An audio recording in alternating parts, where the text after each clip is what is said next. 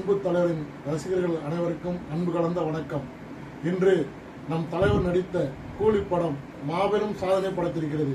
அதாவது தமிழ் திரையுலகத்தில் முதல் day first day வசூல் கலெக்ஷன் சன் பிக்சர்ஸ் அறிவித்திருக்கிறது. 151 கோடி என்று அறிவித்ததில் நாம் மிகவும் மகிழ்ச்சி அடைகிறோம்.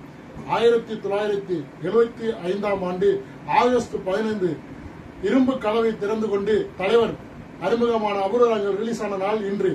இதே நாளில் இந்த அறிவிப்பு வந்தது.